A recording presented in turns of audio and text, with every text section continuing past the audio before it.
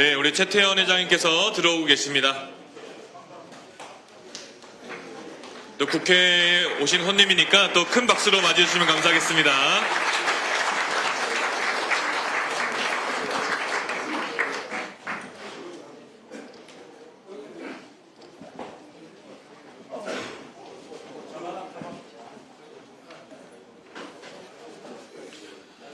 네, 참석해 주신 의원님과 내빈 여러분들께서는 좌석을 정돈해 주시기 바랍니다. 바로 식을 시작하겠습니다.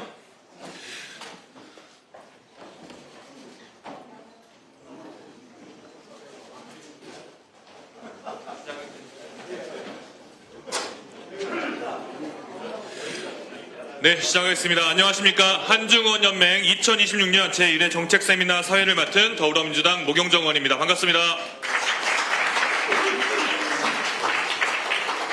바쁘신 의정활동 중에도 오늘 세미나에 참석해주신 모든 분들께 다시 한번 감사의 말씀을 드립니다. 지금부터 미중 AI 기술 패권 경쟁 속 대한민국 성장 전략을 주제로 한중의원연맹 2026년 제1회 정책 세미나를 시작하겠습니다. 본격적인 강연에 앞서 본 세미나를 준비해주신 한중의원연맹 김태년 회장님의 인사 말씀이 있겠습니다. 여러분 큰 박수로 맞이해 주십시오.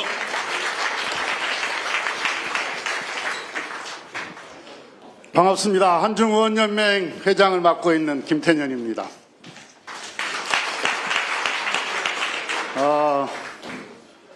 여야 의원님들이 이렇게 한자리에 모여 계시니까 아주 보기가 좋습니다. 이런 기회가 자주 있었으면 좋겠습니다. AI 시대를 맞이하고 있습니다.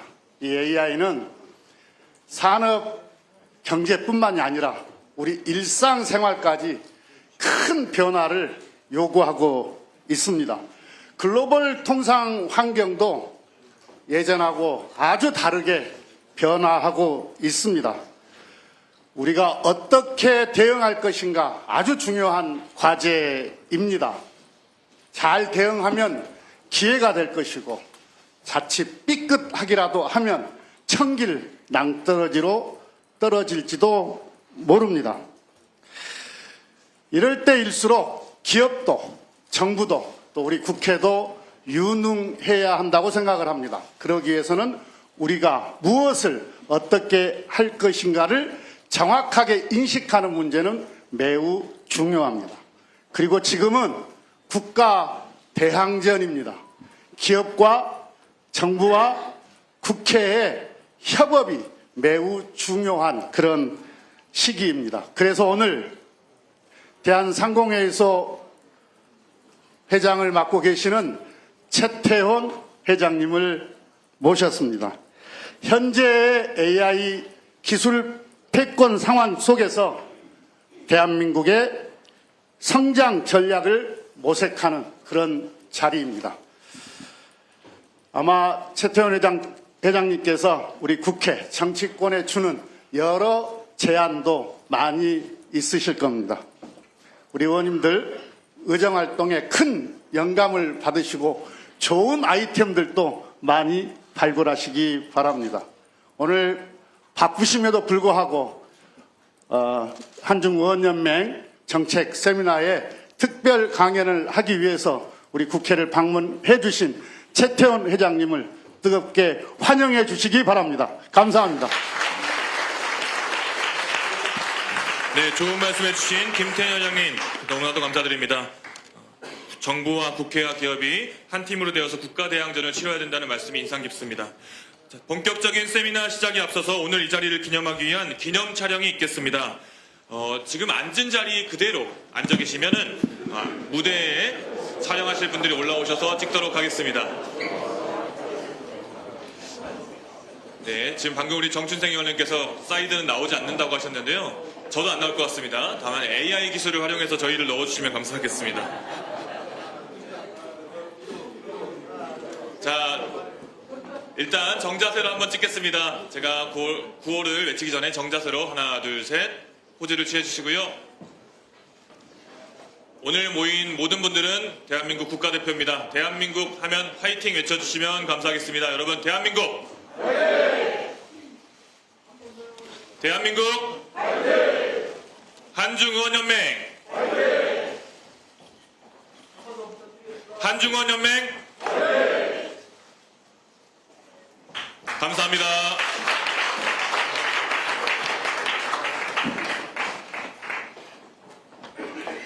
다시 한번 말씀드리지만 사회자가 나와야 되는데 안 나왔으니까요. 꼭 저를 좀 넣어주세요. 감사합니다. 네, 장례 정돈을 부탁드리겠습니다. 이제 세미나의 특별 강연을 시작하도록 하겠습니다. 글로벌 경제 질서의 급격한 변화 속에서 AI 기술 패권은 우리 대한민국의 미래를 좌지우지할 핵심 과제입니다. 오늘 이 자리를 위해서 대한상공회의소 회장이자 SK그룹의 수장이신 최태원 회장님께서 미중 AI 기술 패권 경쟁 속 대한민국 성장 전략이라는 주제로 통찰력 있는 강연을 들려주실 예정입니다. 여러분 다시 한번 최태원 회장님을 큰 박수로 맞이해 주시기 바랍니다.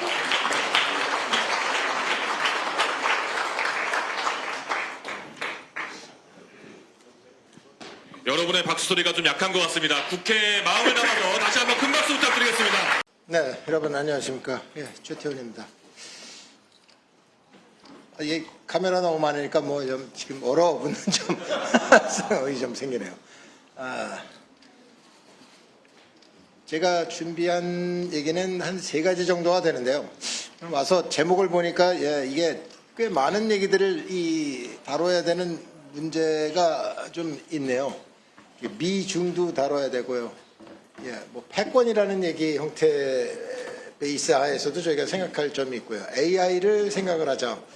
또 기술이라는 전체 얘기에서 다시 뭐 AI만 포커스할 것이냐, 기술 전반에 관련된 얘기를 할 것이냐. 그래도 대한민국도라는 이 위치 안에서 또 성장이라는 걸 어떻게 다뤄야 되느냐. 솔직히 뭐 말하자면 저 제목 안에 거의 모든 토픽이 다 들어갈 수 있을 거라고 생각을 합니다. 그래서 먼저는 AI를 얘기하라고 많이들 얘기할 것 같아서 저 AI를 어떻게 저희 대한민국 성장 전략과 미중의 패권은 어떻게 돌아가고 저희는 어떤 상황에 놓이게 될 것인가. 네, 우리의 돌파는 저희가 어떤 형태로 해야 되는가. 뭐 이런 얘기를 하나 해드리고 싶고요.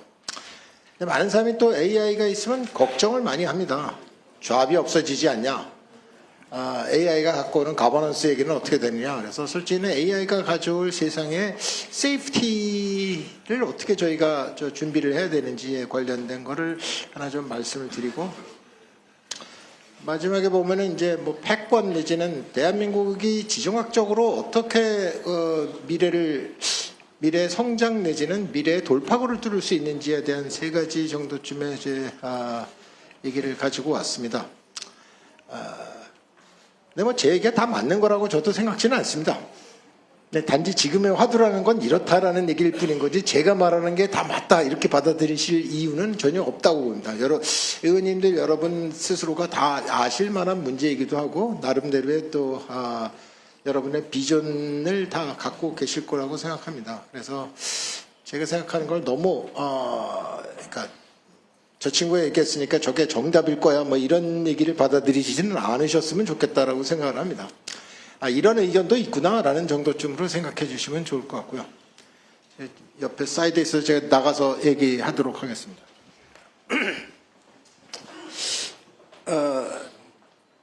제일 처음에는 이제 AI에 대한 얘기를 좀 드려야 되는데요. 네. 최근에 나온 트렌드, 뭐 AI가 뭐다라는 걸 제가 다시 다 설명을 하거나 뭐 이럴 이유는 별로 없다고 생각하고 그런 거는 진짜 뭐 많은 뉴스나 SNS에도 다 나와 있는 사실이니까 뭐 그런 거를 되풀이해서 이게 정의가 어떻고 미래가 어떻고 뭐 이 얘기를 더 이상 하지는 않겠습니다. 우리나라하고 가장 밀접하게 진 현상 중에 하나가 우리가 생각해야 되는 점은 AI를 누가 되게 기획해서 만든 것이 아니라는 사실을 좀 더 여러분이 기억을 좀 해주셨으면 좋겠습니다. 이 트랜스포머 모델, 즉 현재 지금에 갖고 있는 AI의 파운데이션 모델이 그다음에 발전하게 되는 과정에서 보면은 그냥 브레이크트루가 하나 일어난 얘기가 결국 뭔지는 모르는데 그동안까지는 똑똑지가 않았는데 파라메타를 왕창 늘리다 보니까 갑자기 어느 순간에 똑똑해지기 시작을 한 거죠. 그리고 그 파라메타 메달을 계속해서 늘리면은 지금 더 똑똑해지기 시작을 했습니다. 그리고 그 똑똑이라는 얘기 안에는 문제가 뭐냐면 얼마만큼의 과거 혹은 우리의 생활을 알고 있느냐. 즉 난리지인데요. 솔직히 이 난리지를 담는 방법이 기억입니다. 저희도 그렇지 않습니까? 뭐 학문을 배우거나 뭐 새로운 걸 뭘 한다라는 건 결국은 그것을 배워서 머릿속에 무언가 저장하고 집어넣고 있다는 사실이죠. 그 경험을 하게 되면 뭔가 기억을 통했으니까 나는 그만큼 경험을 통해서 얻었던 이 체화된 지식들을 머릿속에 어딘가 기억하고 있으니까 비슷한 일이나 새로운 일이 일어난다 하더라도 그 기억을 갖고 대처를 할 수 있다는 얘기죠. 이것을 저희가 이제 지능이라고 부르게 되는데 이 지능이 생기는 많은 이유 중에 하나라는 게 메모리였습니다. 즉 머릿속에 들어가 있는 기억이죠. 근데 컴퓨터는 어떻게 기억을 하냐? 그 기억에 가장 들어간 거의 모든 프로그램을 집어넣는 건 다 메모리 칩 안에다 집어넣습니다. 그러다 보니 AI 시대가 생겨서 시간이 흐르면 흐를수록 무슨 일이 생기느냐? 결국은 기억을 많이 해야 똑똑해지는 상황이 생기는 거고 기억을 많이 갖고 있는 모델이나 그 AI가 다른 것보다 더 똑똑해지고 더 정답에 가까운 얘기들을 더 많이 낼 수 있다는 얘기가 이게 됩니다. 그러니까 결국 시간이 흐르면서 또 그냥 이 세상에 있는 지식을 그냥 습득하는 게 아니라 그 퍼스널 지식을 습득하는 거죠. 즉 여러분의 에이전트, 여러분의 비서를 하나 만들어내니까 그 비서가 여러분하고 계속 얘기를 하는데 비서를 첫날 쓰면은 비서가 그렇게 똑똑할 리가 별로 없지 않습니까? 그러니까 우리가 뭔가를 많이 가르쳐줘야 되는 건 마찬가지죠. 하지만 10년 된 비서는 이제 여러분이 10년 동안 무슨 일을 어떻게 했고 하다 보니 명령어 하나만 줘도 알아서 척척 일을 하는 게 유능한 비서가 되는 상황이 되는 거죠. 그러니까 똑같이 지금에 보면 AI도 기억을 얼마나 갖게 만들 것이냐라고 기억을 얼마나 저장할 것이냐에 이제 문제가 갑자기 다가왔습니다. 근데 기억을 저장하는 비용이 이제 돈이 많이 듭니다. 근데 지금의 AI는 이제 계산을 얼마나 잘하느냐, 즉 연산을 얼마나 잘해서 스피드 있게 답을 내놓느냐도 상당히 중요한 그동안의 관건이었지만 이제 시간이 흐를수록 뭐가 들어가냐면 얼마만큼 많은 기억을 AI가 갖고 있게 만들겠느냐. 근데 그 기억을 갖고 있겠다는 게 결국 어찌 보면 돈입니다. 엄청나게 많은 돈을 써야지만은 얘가 기억을 계속해서 버리질 않고 갖게 만드는 거죠. 근데 기억을 저장하는 방법도 여러 가지가 있습니다. 머릿속에 뭐 저희가 뭐 수학 경시대회를 열었다. 그러면 수학 경시대회에 나온 모든 문제와 얘기를 다 기억하고 남은 어떻게 했는지 뭐 나온 모든 사건과 얘기를 다 기억할 수도 있죠. 근데 굳이 그렇게 기억할 필요가 없는 게 그냥 등수만 기억하자. 이렇게도 뭐 웬만한 문제는 수학 시험은 제가 제일 잘 봤어. A라는 사람이 제일 잘 봤어. B보다는 A가 잘 봤어. 이렇게 얘기를 하면은 그냥 아주 심플한 기억 하나로도 커버할 수 있는 그 많은 기억을 압축시켜서 딱 그것만 나중에 쓰겠다라고 생각할 수도 있습니다. 그러면 수학 경시대회에 나와서 누가 수학을 잘하느냐라는 대답을 할 수 있는 데는 별 지장은 없죠. 하지만 걔가 왜 1등이냐라고 갑자기 이렇게 묻게 되면은 이젠 조금 곤란해집니다. 그냥 수학 하나만 잘했어 라는 얘기인데 아니 걔가 얼마나 더 잘했냐고 이런 질문을 계속 묻게 되면 대답을 기억이 지워졌으니까 못하는 겁니다. 따라서 많은 유능한 AI를 만든다는 것이 결국은 보면 이 트레이드오프가 생기는 게 쓸데없는 기억을 너무 많이 집어넣으면 돈이 많이 드는 상황이 되고 인피션트해지는 이 문제와 그냥 가능한 한 기억을 제대로 많이 집어넣으면 집어넣을수록 나중에 다른 사건에 잘 대처할 수 있다. 이 문제가 두 가지가 이제 지금 보면 인텔리전스라는 문제 비교하면 이제 얼마나 똑똑하냐, 얼마나 일을 잘하느냐에 이제 이 관건이 됩니다. 이 모든 게 결국은 지금 메모리 문제로 다가왔고 최근에 그러다 보니 메모리를 기하급수적으로 많이 쓰게 되죠. 많이 쓰게 되니까 솔직히 삼성전자와 저희가 지금 하이닉스가 돈을 많이 버는 이런 상황으로 갑자기 들어왔고 이 문제가 갑자기 대한민국 성장 문제로 들어왔고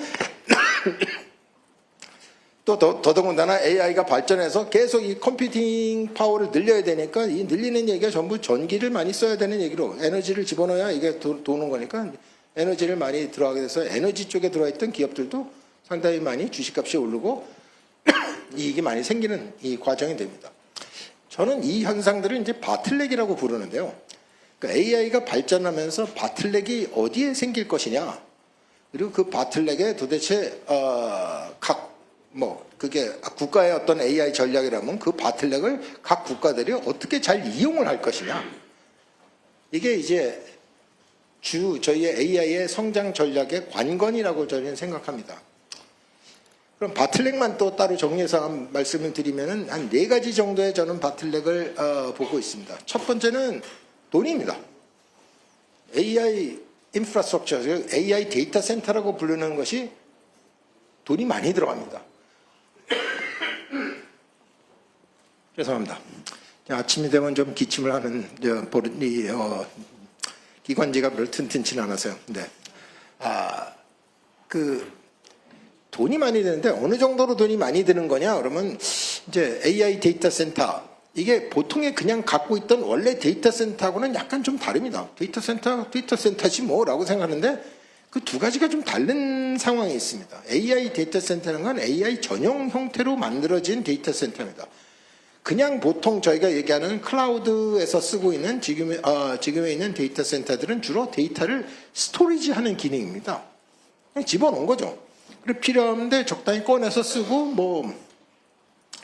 클라우드 서비스를 한다고 해서 주로 보면 이제 아마존이나 마이크로소프트 같은 회사들이 이제 커다랗게 데이터 센터를 만들어서 그 중에 일부를 잘라서 빌려주고 하는 겁니다. 물론 AI 데이터 센터도 똑같은 상황이긴 합니다만은 AI 데이터 센터가 좀 다른 거는 스토리지를 원래 주무기로 하는 보통 데이터 센터들이 갖고 있었던 것들은 그냥 스토리지를 한다라는 거였었는데 AI 데이터 센터는 실제로 집어넣은 데이터를 통해서 결국은 지능을 만들어내는 일이니까 나오는 프로덕트가 다르다는 거죠. 결국은 공장이라 치면은 이걸 그냥 스토리지 개념으로 봐서 데이터 센터잖아 라고 생각했던 일반적인 개념에서 지금 AI 데이터 센터라고 부르는 건 AI, 즉 지능을 얼마나 효과적으로 만들어낼 수 있겠느냐, 이게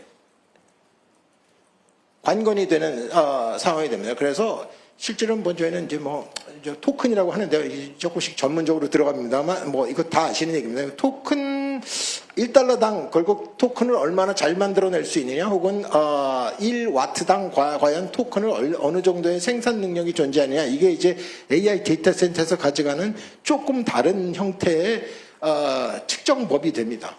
근데 그런 건 다 잊어버리셔도 좋고, 문제는 아까 말씀드린 바틀렉이 돈이다. 돈이 어느 정도로 들어가는 거냐? 1기가와트. 1기가와트는 이제 1000메가와트인데 1000메가와트당 들어가는 지금 현재 가격으로 보면 500억 달러입니다. 하나예요. 그 하나 짓는데 500억 달러가 됩니다. 물론 500억 달러 중에 대부분이 솔직히는 그 장비 값입니다. 컴퓨터 값이죠. 그렇게 비싸게 받으니까 지금 보면 세계에서 제가 시총이 지금 1등하는 엔비디아가 저렇게 돈을 버는 이유라는 게 이걸 비싸게 파니까 그렇습니다. 그럼 엔비디아는 왜 이렇게 비싸게 판다고, 왜 딴 데는 이렇게 그걸 똑같이 만들어서 이걸 팔면 되지 않냐 그러는데, 이게 우연히 나온 트랜스포머 모델에 아까 말씀드리는 그렇게 나오다 보니까 그 환경에서는 여러분 다 아시는 GPU를 갖고 있는 엔비디아의 포지션이 제일 좋았고, 그 다음부터는 미친 듯이 엔비디아는 속도를 내서 다른 사람들이 쫓아오지 못할 정도의 속도로 계속해서 새 프로덕트를 만듭니다. 새 프로덕트라고 하는 거는 훨씬 더 컴퓨터를 더 크고 우수하게 만들어서 시장에다 공급하는 거죠. 그래서 내가 비싸게 받아도 결국 내 거를 사는 게 그냥 그렇지 않은 다른 걸 쓰는 것보다 결국 싸. 이게 엔비디아의 전략이 됩니다. 참고로 말씀드린 얘기가 되고요. 다시 돌아가면은 비쌉니다. 그래서 이게 쉽지가 않습니다. 대한민국에서 AI 데이터 센터가 얼마나 있느냐라고 하게 되면 이제 그냥 데이터 센터 말고요. 그냥 데이터 센터를 전체로 다 합한 것만 하더라도 한 1기가와트 정도쯤 되는 데이터 센터 용량인데, 그 중에 AI로 정말 쓸 수 있는 건 5%도 안 됩니다. 그러니까 저희가 AI를 하려고 하면 아니 AI 공장이 있어야 이제 AI를 제대로 생산을 하고 만드는 상황이 생기지 않겠습니까? 라는 이 문제에 저희가 들여다보면 저희의 포지션이 그렇게 좋지 않다는 말씀을 드리고 이걸 극복하려면은 돈을 투자를 해야 되는데 하나 1기가 정도를 만들려면은 아까로 500억 불 정도쯤 들어간다는 말씀을 드렸고요. 그럼 얼마를 만들어야 되는데 이런 문제가 됩니다만은 이 지금 속도와 전 세계적으로 보게 되면 1년에 앞으로 G자라고 얘기하는 1년에 AI 데이터 센터가 최소 10기가와트에서 한 20기가와트 정도를 매년 짓게 된다. 저희는 이렇게 생각을 합니다. 누가 짓느냐? 그러면 주로 뭐 아시다시피 아까 미중이라고 얘기하신 것처럼 대부분의 얘기는 미국과 중국이 이걸 짓고 있는 상황이 되죠. 아시아에서도 보면 말레이시아, 인도 뭐 이런 나라들이 이제 최근에 보면 이쪽으로 완전히 데이터 센터를 좀 많이 짓자라고 생각해서 실제로는 보면 법과 얘기 제도를 잘 만들어서 그때 이제 짓기를 시작을 했습니다. 싱가포르는 더 이상 전기가 없어서 이제 모라토리움을 불렀죠. 뭐 나는 이 땅에다가 더 이상 싱가포르는 안 져. 대신에 이렇게 되니까 이제 말레이시아나 근방에 있는 인도네시아 뭐 이런 나라들이 그럼 우리 땅에다 짓고 좀 뭔가를 하자라는 생각은 들합니다. 돈 얘기 하나 드렸습니다. 자꾸 제가 가다가 자꾸 딴 얘기를 자꾸 세기는 하는데요. 이건 죄송합니다. 다시 들어와서 두 번째 바틀렉이라고 생각하는 건 에너지, 전기입니다. 돈이 있어도 전기가 있어야 그다음에 이 데이터 센터를 만들게 된다. 1기가와트라는 게 뭐 어느 정도냐라고 생각하면 우리가 생각하는 저 원전이 한 저희 나라 모형으로 보면은 한 1.4기가와트 정도쯤 되는 거니까 원전 하나 정도를 해야 그다음에 1기가와트의 데이터 센터를 돌립니다. 그게 1대1로 딱 매칭이 안 되는 이유라는 게 이제 전기를 줘도 뭐 주변에 다른 거를 써야 되는 거와 인이피션트하게 쓸 수밖에 없기 때문에 저희가 PUE라고 부르는 얘기라고 보면은 이제 전기를 얼마만큼 잘 쓰느냐 데이터 센터당라고 부르게 되면은 실제로 보면은 한 1.3, 1.2 정도 씁니다. 그러니까 그 정도 전기가 여유분이 있어야지만 한 20%, 30%의 여유분이 있어야지만은 안정적으로 데이터 센터를 계속 돌릴 수 있다는 얘기가 됩니다. 그럼 이 전기라고 생각하면 하나는 전기가 있느냐의 문제고 얼마짜리 전기인데 라고 생각하는 이 두 가지가 결국은 컴퓨테이션이 됩니다. 근데 최근에 보면 대한민국이 갖고 있는 상황에서 꽤 괜찮은 얘기라는 게 전력 예비율이라고 하는 형태가 있는데요. 저희가 이제 그리드를 돌리고 움직이는데 전력 예비율을 얼마나 갖고 있냐. 대한민국이 한 30% 이상의 예비율을 갖고 있습니다. 정확히 얘기하면 저희 아마 캐퍼시티가 제가 기억하는 건 한 150기가와트 정도쯤에 저희가 커패시티를 갖고 있는데 저희가 피크로 썼던 게 아마 97기가와트 정도쯤 될 겁니다. 그러니까 실제로 보면 한 50기가와트에 더 돌릴 거가 남아있죠. 계속 근데 왜 전기값은 이러냐라고 뭐 이렇게 묻게 되시면은 이게 저희의 하나의 문제는 발전 용량은 큰데 이제 송전을 하는 이 이피션시가 떨어집니다. 왜냐하면 주로 전기는 수도권에서 쓰고 지방에 발전소들이 많기 때문에 이걸 송전해서 올려야 되는데 이 송전로를 건설하는 게 되게 어렵고 힘들고 그 제약이 따르고 또 중간에 보면 변전소를 만들어야 되고 이런 인프라스트럭처를 계속 만들어야 되는 게 좀 어려워서 발전소 크기보다는 저희가 쓰고 있는 양이 좀 작은 형태가 되죠. 근데 이게 다른 나라에 가면은 그렇게 많지가 않습니다. 아까 말씀드린 말레이시아나 인도도 저희 같이 많지는 않습니다. 뭐 이게 다행인 건지 아니면 뭔지 몰라도 저희는 나름대로의 아직은 쓸 수 있는 전기가 남아있다라는 말씀을 드릴 수 있겠습니다라는 게 제가 들어가는 하나의 문제입니다. 근데 또 하나의 문제나 요새 트렌드라고 보면 워낙 이 AI 데이터 센터가 전기를 엄청 먹기 때문에 이 AI 데이터 센터 바로 옆에다가 뭘 같이 짓느냐? 아예 발전소를 같이 묶어버립니다.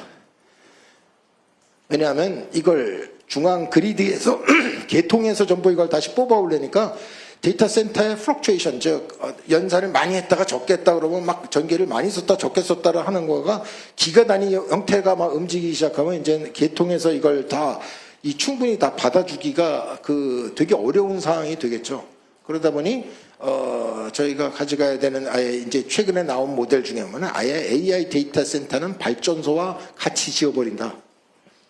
그래서 그 안에서 전기를 소화할 수 있게끔 이렇게 디자인한다. 이게 이제 세상에서 달라지기 시작을 하는 거다. 과거에는 전기라면 그냥 저희가 보통 생각하는 건 그냥 뭐 한전에서 전기 주면은 그거 받아서 난 돈 내고 쓰면 그 얘기가 됐었는데 지금 이 형태는 그렇게 가지 않겠다라고 생각해요. 그러니까 중앙 그리드하고는 별도로 전기는 알아서 해라. 미국에서도 트럼프 대통령이 결국 얘기를 한 거야. 이제 전기는 다 빅텍, 너희 AI 하는 플레이어들이 알아서 너희가 만들어서 너희가 다 해. 이걸 중앙에서 다 공급해다가 이걸 다 준다. 이렇게 할 수가 없다. 예, 중국도 지금 보면은 상당히 많은 전기들을 만들어내기 시작을 하는 상황이 됩니다. 물론 뭐 중국은 중국대로에 지금 보시면은 이 동수서산 그래갖고 주로 이제 서쪽 지방에서 주로 많은 에너지가 있기 때문에 그쪽에서 뭐 태양광 등등 뭐 혹은 석유, 가스, 석탄까지 다 동원해서 전기를 상당히 많이 만들고 그 전기를 이제 서쪽으로 계속 동쪽으로 계속 보내는 거죠. 그러면 주로 해안가에 있는 뭐 북경상해, 심천 뭐 이런 곳에서 결국은 보면 이제 컴퓨팅과 얘기를 많이 놓고 거기서 이제 쓰게 만드는 내셔널 전략 형태로 지금 들어와 있고 상당히 많은 전기들을 만들어서 실제로 전기를 만들어내는 양은 미국보다 지금 중국이 훨씬 더 앞서 있고 빠릅니다. 그리고 앞으로도 전기를 만들어내는 속도는 미국보다 중국이 더 빠를 걸로 예상이 되고 있습니다.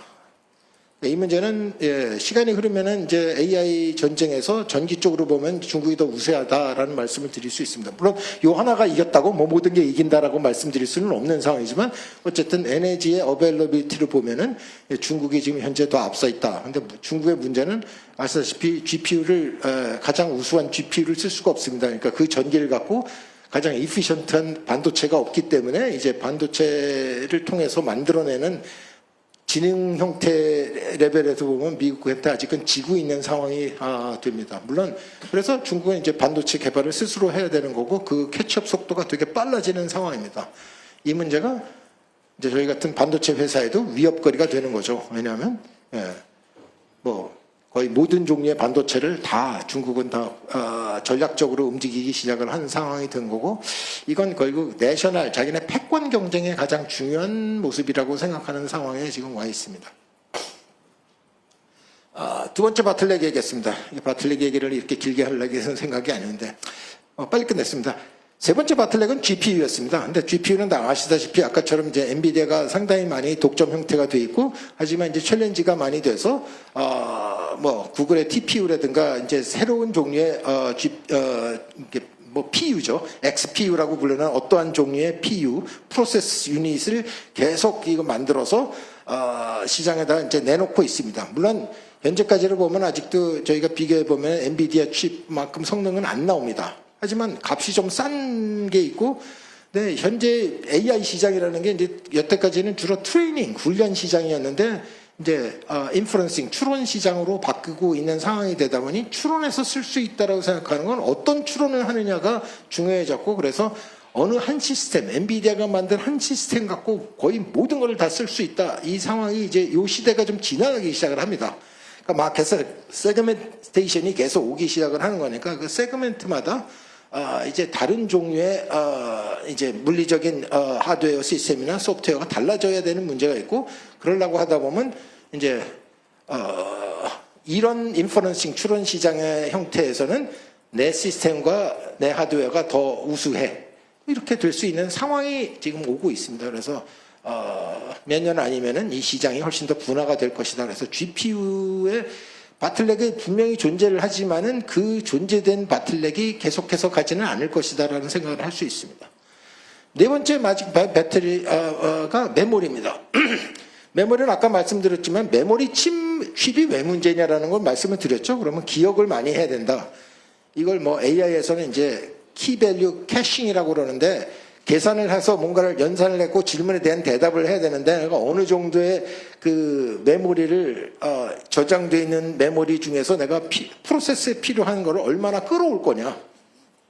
즉 여러분이 뭐 어떤 문제를 하나 받으셨을 때 머릿속에 들고 있는 기억과 지식을 어느 레벨 거를 어디서 끄집어 올 것이냐. 이게 거의 관건이 되듯이 그게 얼마를 끌고 올 능력이 되는 거가 이제 전부 연산, 즉 각 모델의 지능 차이, 퍼포먼스의 차이가 되는 건데, 이 차이에 아까처럼 제대로 하기 위해선 메모리를 계속 늘릴 수밖에 도리가 없습니다. 내게 부족하면 모델 자체가 내게 져버리는 거니까 돈이 많이 들더라도 되게 중요합니다. 그래서 여기서 다시 하나 또 HBM이라는 말씀을 좀 드리고 싶은 건, 왜 HBM이 이렇게 난리를 떤 거냐, 왜 이렇게 된 거냐라는데, 이 연산 바로 옆에 붙이는 게 HBM입니다.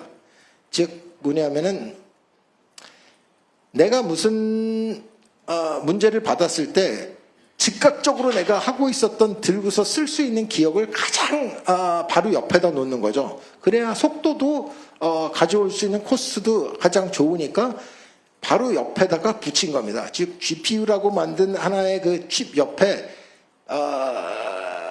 요새 보면 한 8개 HBM을 같이 붙여서 아예 하나의 칩으로 만듭니다. 이렇게 안 하면은 이 속도가 떨어져서 이제 모델 경쟁에서 질 수밖에 없는 상황이 되는 거니까, 이렇게 만든 칩들을 저희가 보면은 이제 AI 엑셀러레이터 형태라고 생각을 하고, 그 AI 엑셀러레이터 전반의 칩들을 아주 커다란 칩들을 만들어서 이제 시장에다 공급하는 상황이 됩니다. 그러니까 결국 보면 내가 써야 되는 아주 중요한 메모리는 HBM이라고 생각하는 걸 바로 옆에다가 붙여놨기 때문에, 이 HBM이 안 쓰게 되면은 이제 내 성능이 또 AI의 성능이 떨어지기 때문에 할 수 없이 이 비싸도 HBM을 쓸 수밖에 없는 상황이 돌아온 거고, 솔직히 이런 HBM을 만들 수 있는 공급할 수 있는 회사라는 게 전 세계에 딱 3개밖에 없다는 상황이 됩니다. 물론 중국 빼고요. 그러다 보니 그냥 이 HBM이 상당히 AI에는 중요한 형태가 됩니다. 근데 그 HBM만 중요하게 되느냐? 꼭 그렇지도 않습니다. 요새는 이제 하도 기억을 시켜야 되는 얘기가 하도 많다 보니까 HBM에다 모든 기억을 다 집어넣을 수가 없습니다. 비싸기도 하고, 리미트가 있기 때문에 그 기억에 대한 하이 밴드위스지만 어쨌든 그 안에 들어갈 수 있는 메모리 저장을 보다 훨씬 더 많은 걸 기억하게 될 때 일부는 빼다가 다른 칩으로 옮겨 놓습니다. 그게 이제 보통의 D램에다가 이제 이것들을 옮겨 놓고요. 그 D램에도 이게 넘쳐나면은 그 밑에 이제 스토리지라고 부를 수 있는 저희를 보면 이제 NAND죠. SSD라고 부르는 솔리드 스테이트 드라이브에다가 이걸 집어넣습니다. 여러분 핸드폰에 들어가 있어서 그 안에서 기억을 해주는 그게 이제 솔리드 스테이트 드라이브인데요. 이 안에다 집어넣는 상황이 생겨요. 이것도 모자라면 이제 하드디스크에다 집어넣습니다. 근데 이 문제는 뭐냐면, 이걸 기억을 꺼내오는데 돈도 들고 스피드가 엄청 이 밑으로 내려갈수록 더 많이 됩니다. 그러니까 뭔가 질문을 했는데 시간이 엄청, 이제 기억을 끄집어내오는데 시간이 한참 걸리는 거죠. 뭐 쉽게 얘기하면 여러분이 뭔가 기억을 하고 내가 알았던 것 같은데 기억이 안 나지 않습니까? 그러니까 그걸 생각하라고 끙끙거리시면 한 30분 정도쯤 시간이 있다가 뒤에 가서 그래 그게 뭐였어 라고 이제 찾아내는 것과 비슷하게 컴퓨터도 이제 어딘가는 감춰놨던 건데 그걸 끄집어서 갖고 오려니까 시간도 걸리고, 그게 거기 있는지 자체를 찾아야 되는 문제들이 항상 들어갑니다. 그래서 그 기억을 갖고 오는 그러니까 결국 아까도 계속 만나는 이 메모리를 어떻게 효율적으로 쓰느냐에 따라서 AI의 경쟁력이 거의 결정이 된다. 뭐 이런 말씀을 계속 드립니다. 그래서 메모리 바틀렉이 이 안에는 존재를 한다. 그래서 메모리를 내가 사고 싶어도 아예 줄 수 없는 상황이 지금 계속 벌어지고 있습니다. 현재 상황은 좀 하도 AI 쪽에서 쓰는 메모리들이 폭증을 했기 때문에, 원래 D램이라고 생각하는 저희의 그 메모리 칩들은 뭐 냉장고에도 들어가고 TV에도 들어가고 스마트폰에도 들어가고 PC 컴퓨터에도 다 들어갔던 얘기인데, 솔직히 그쪽에 줄 수 있는 물량이 거의 없어질 정도로 지금 상황이 좀 되게 달라집니다. 그래서 현재로서 보면 이제 저도 상당히 이제 뭐랄까요, 이렇게 저를 못 살게 구는 사람이 많아지는 요새 상황에서 보면 자동차에서부터 어디 누군가 만나기만 하면은 메모리를 달라 이제 그 얘기를 하게 되는데, 저희도 줄 수 있었으면 참 좋겠습니다. 근데 문제는 저희의 생산량은 정해져 있고 원하는 수요는 늘어나고 있기 때문에 현재로서는 상당히 지금 공급 부족에 시달리고 있는 상황이 되고요. 그 공급 부족이 예, 어찌 보면 저한테는 즐거운 얘기죠. 야, 돈을 많이 버니까 좋지 않냐라는 얘기도 드리는데 이게 그렇게 영원히 갈 수 있는 상황은 아니기 때문에 저희가 가능하면 공급을 빨리 늘려줘야지만 되는 문제가 있습니다. 이건 어떤 문제를 갖게 되냐면 이게 너무 비싸지고 없어지면 이제 사람들은 메모리를 안 쓸 수 있는 모든 방법을 다 연구하기 시작을 하는 거고 그러다 보면 저희의 메모리 칩이 예, 이제 보면 아무래도 뭐 필요 없기야 하겠습니까만 어쨌든 덜 쓰게 될 수 있는 상황을 계속해서 만드는 거니까 저희가 필요한 만큼의 공급을 많이 해줘야 되는 상황이 있다. 근데 또 답답한 건 이 공급이 이렇게 늘리는 게 쉽지가 않습니다. 이것도 다 전기도 들어가야 되고 땅도 들어가야 되고 물도 들어가야 되는 이 상당히 많은 리소스가 저희가 있어야지만은 이 공급량을 늘릴 수 있는데 또 그런 게 다 있다 하더라도 이 장비 회사들이 장비는 제때 주느냐 또 이 문제도 있습니다. 그래서 이게 늘려나가는 문제가 쉽지는 않습니다만 저희가 이제 현재를 보면 최대한 이제 저희가 공급량을 늘리도록 하고 있는 거예요. 저희뿐만 아니라 삼성에서도 많은 속도를 내서 지금도 보면 이제 저희의 공급량을 늘리도록 하는 투자와 얘기를 지속적으로 하고 있습니다. 여기까지가 제가 생각하려는 많은 AI에 대한 현상이고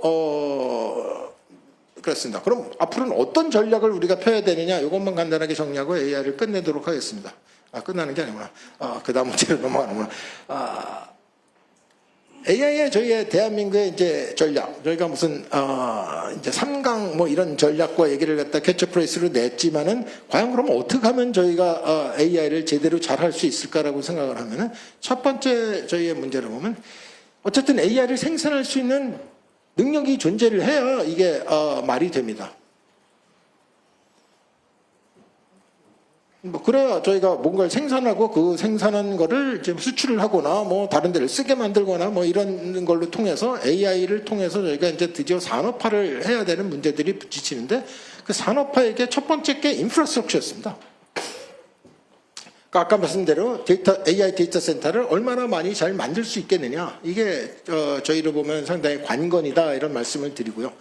실제로 보면 저희는 아까도 말씀드렸지만 현재로 보면 대단한 AI 데이터 센터를 갖고 있지 않습니다. 작년에 저희 회사가 뭐 100메가와트 정도쯤을 이제 아마존하고 같이 짓기로 울산에다가 이제 해서 들어가고 있습니다. 근데 그걸 조금 더 늘려서 저희는 지금 한 900메가와트 정도를 더 추가를 해서 한 1기가와트까지 가보자라고 생각을 해서 하고는 있는데요. 이걸로 충분하냐? 전 그렇게 생각하지 않습니다. 이거보다 훨씬 더 아주 진짜 더 큰 계획들이 계속 필요로 하다. 얼마만큼이냐? 그건 솔직히 정확하게 저도 계산할 수는 없습니다. 하지만 저희가 필요한 거는 최소한 보면 10기가, 20기가, 30기가 뭐 이런 정도쯤의 이 능력이 필요합니다. 이런 베이스를 우리가 만들지 못하면은 실제로 보면 우리나라에 AI 팩토리가 없는 거죠.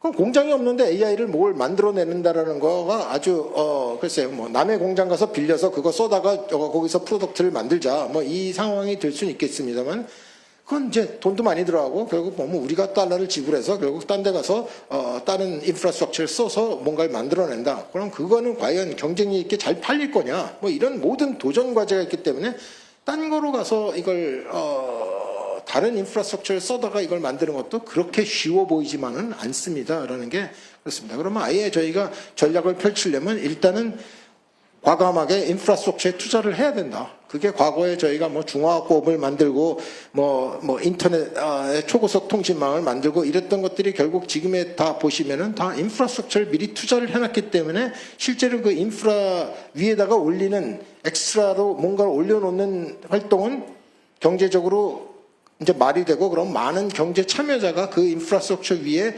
자기들이 알아서 투자를 하기 시작하는 이런 모델들이 계속 들어왔기 때문에 저희가 지금의 뭐 통신 강국이 됐다, 그 다음에 IT 강국이 됐다 이런 말씀을 드리는 것과 똑같은 상황이 됩니다. 망이 없으면은 인프라스트럭처가 없으면은 이 일들이 잘 안 되는데 저희는 AI 데이터 센터 그 인프라스트럭처가 좀 더 필요로 하다. 이 말씀을 첫 번에 드리는 거고 그럼 그것만 만들었다고 되는 거냐? 아닙니다. 그걸 만든다고 해서 뭐 우리가 당장 크게 1기가와트를 만든다라고 얘기해도 1기가와트를 대한민국에서 소화도 잘 못합니다. 당장은 뭐 그렇게 쓸 일이 별로 아직 그럴 건을 못 만들어낸 거죠. 아니 없는 건 아닙니다. 그러니까 만들어야 하는데 이제 처음에 이제 모터를 통해서 엔진을 돌려야 되는 이 상황이 지금 저희가 필요한데 누군가는 모터를 계속 돌려줘야 그다음에 이제 드디어 시동이 걸리고 시동이 걸리면 이제 엔진이 돌기 시작하는 선순환 엔진이 돌기 시작하는 상황이 벌어질 거다. 이걸 만들기 위해서 저희는 가능한 한 이제 여러 가지를 해야 됩니다. 그 중에 이제 한 몇 가지만 소개드리면 일단 공공의 수요를 모아야 됩니다. 공공에서 도대체 AI적으로 필요한 일이 뭐냐? 그럼 AI를 실제로 하게 되면 저희가 계산을 해야 되는데 저희가 AI 갖고 뭐 국민 건강이라든가 그게 뭐 무슨 주민 행정에 관련된 서비스나 혹은 국민 한 사람 한 사람의 전부 어떤 종류의 에이전트를 전부 붙이겠다. 그래서 나라가 무엇인가 프로그램을 하거나 또 데이터를 또 가져오거나 하는 모든 이 오고 가고 하는 이 얘기를 훨씬 AI적으로 그다음에는 디지털화를 통해서 결국 보면 코스트를 낮추겠다. 이 중간에 들어가는 그 트랜잭션 비용이 상당히 크기 때문에 솔직히 이걸 빨리 내리기 시작하면은 훨씬 더 빠른 속도로 저희가 행정과 서비스를 개선을 하고 돈도 절약할 수 있는 상황이 벌어진다. 그러니까 뭐 이런 것들을 계산하게 되면은 도대체 이 얘기를 얼마나 빨리 누가 만들어서 할 것이냐. 근데 이게 저희가 갖고 있는 많은 법이나 얘기라는 게 지금 AI 시대에서 보면은 이 스피드가 떨어집니다.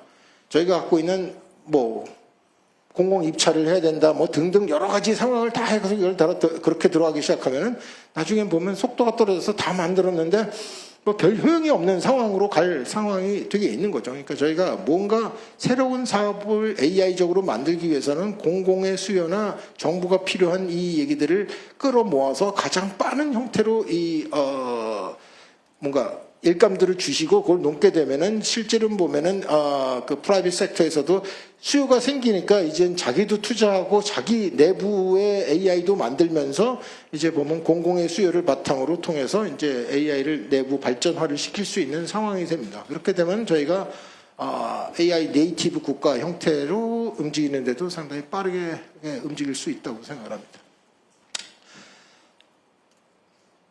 그게 기본적으로 제가 갖는 AI 전략입니다. 인프라스트럭처를 만들고 또 그다음에 수요를 모아서 그 위에 빨리 어플리케이션을 만들어서 대한민국이 AI의 이니셔티브를 가져간다. 아직 이 레벨까지 많은 국가들이 오지 못했습니다. 그러니까 우리가 늦는 거 아니냐라고 하지만 아직은 안 늦었다고 생각하고 이걸 빨리 하게 되면은 저희가 이걸 가능하다. 저희가 먼저 만들게 되면 실제로 이런 모델을 저희가 이런 서비스나 모델을 이제 해외로 수출할 수 있는 상황이 생긴다. 이걸 뭐 속칭 소버린 AI라고 얘기할 수도 있다고 저희는 생각을 합니다. 이 소버린 AI의 어떤 부분 그걸 뭐 통째로 만들어서 누가 다 통째로 사갈 거냐라는 건 저도 잘 모르겠습니다만은 저희가 만드는 헬스케어 시스템이라든가 뭐 일부의 어떤 얘기 사회의 어떤 종류의 시스템이라고 생각하는 것들은 저희가 받아서 이것들을 이 서드월드에는 충분히 팔 수 있는 상황이 될 것입니다라고 말씀드릴 수 있고요. 이 형태를 통해서 저희의 대한민국의 성장 모델 자체가 바뀔 필요성이 있습니다. 그 얘기는 뭐냐면 더 이상 저희가 상품을 만들어서 수출하는 게 아니라 이젠 지능을 만들어서 추출하는 형태로 저희가 바뀌는 게 AI 시대에 저희의 서바이브가 되는 상황이 됩니다라는 거죠. 무엇을 만들 거냐라고 생각하고 어떻게 팔 거냐라는 얘기 안에 저희가 결국 보면은 AI를 만들어서 팔아야 되는 그 경쟁 시대에 들어왔다라는 걸 말씀드리는 거고 저희도 그렇게 되다 보니까 아예 내셔널 전략으로 AI의 프로덕트를 얼마나 빨리 만들어서 결국은 이거를 남한테 수출할 수 있는 상황으로 만들겠느냐. 이거 먼저 스케일로 장악하게 되면 한 번 장악된 스케일러비티는 이게 쉽게 놓아지지 않습니다. 왜냐하면 그걸 또 처음부터 다시 만들려고 하는 어떤 사람의 시도라는 게 비용과 얘기가 많이 들어가기 때문에 그렇게는 접근을 잘 안 하거든요. 그러면 저희가 엔비디아 전략과 비슷합니다. 저희가 빠른 스피드로 계속 새로운 걸 많이 업그레이드를 해나가면은 다른 사람이 그걸 내가 따로 만들 거야. 이게 안 되는 거죠. 마이크로소프트도 똑같이 칩도 만들고 모든 걸 다 만들지면서 하고 있습니다만 지금 좀 어려운 상황에 계속 빠지는 건 자기들이 만드는 속도보다는 엔비디아가 만드는 속도가 더 빠르기 때문에 그렇습니다. 저희도 그러니까 엔비디아 전략을 우선 카피를 해야 된다. 그래서 AI 전략에서 저희가 가져야 되는 크게 세 가지 제목을 말씀을 드리면 하나는 스피드입니다. 이 완벽한 걸 만들고 제도를 기가 막히게 해서 어떻게 더 들어간다. 이런 시간이 아닙니다. 뭔가를 만들어서 그다음에 계속 내놔야 되는 상황에 들어간다. 불완전해도 상관은 없다. 무언가 빨리 만들어서 사람들을 끌어당기는 게 되게 중요한 하나의 AI에선 전략적으로 보면 스피드가 필요하다. 두 번째는 스케일입니다. 뭐 그 스피드를 만들어서 들어가는데 이게 너무 작으면은 이게 별 소용이 없습니다. 그래서 두 번째로 들어간 건 어느 정도의 스케일이 필요하다. 그 스케일이 얼마만큼이냐, 뭐 어느 스피드로 가느냐 똑같이 얼마만큼의 스케일이냐는 알아서 우리가 찾아야 되는 얘기긴 합니다만은 최소한의 스케일은 존재한다. 그러니까 지금도 보면 데이터 센터 인프라스트럭처를 만든다 그러면 기가와트 단위에 최소한 보면 뭐 10기가고 20기가고 이걸 타겟으로 놓고 이걸 이렇게 만들어서 가겠다라는 발표와 전략과 얘기들이 같이 있어야 이 땅에도 드디어 AI 인프라스트럭처를 만드는 인더스트리와 시장이 형성이 되고 이렇게 되면은 많은 기업이나 민간의 참여자 혹은 대한민국에 있는 참여자뿐만 아니라 외국에서도 다 날라와서 이 시장을 같이 자기도 참여를 하고 싶어서 이게 쫓아오겠죠. 그게 어찌 보면은 저희 대한민국이 가져야 되는 하나의 새로운 전략이라 봅니다. 세 번째 얘기로 돌아왔는데요. 아까 말씀드렸듯이 이게 세이프티 문제가 있습니다. 그래서 세 가지 중요하다고 제가 먼저 전한 건 스피드와 스케일이 필요해서 AI를 발전시키지만 어떻게 세이프티 문제를 해결할 거냐라는. 오늘 이제 세이프티 문제로 넘어가겠습니다. 이제 주제가 AI에서 약간 조금 다른 건데는 AI가 가져올 폐해에 대한 얘기를 어떻게 예방을 할 수 있겠습니까? 그리고 저희가 생각할 수 있는 거거든요. 제가 생각하는 얘기입니다. 이것만 해야 된다고 말씀드리는 거 아닙니다. 이건 제가 생각하는 해법입니다라는 건 다시 전제를 하나 깔고요. 얘기를 다른 데로 돌리겠습니다. 시간이 많지 않기 때문에 빨리 돌려서 하다 보면 제가 이 생각을 하는 건 저희의 자본주의에 대한 문제입니다. 저희가 민주화라는 아주 경제 발전과 민주화라는 두 수레바퀴로 대한민국을 이만큼 일으켜 세웠는데 이렇게 세워놓은 얘기에 지금에서 약간 문제가 있는 건 자본주의 사이드에 문제가 생겼다. 문제가 생기는 이유는 뭐냐 하면은 성장이 둔화가 되기 때문에 실제로 자본주의를 갖고 있는 자본주의의 efficiency가 지금은 계속 동력이 떨어지고 있습니다. 그만큼 리턴과 얘기 잘 안 나옵니다는 거죠.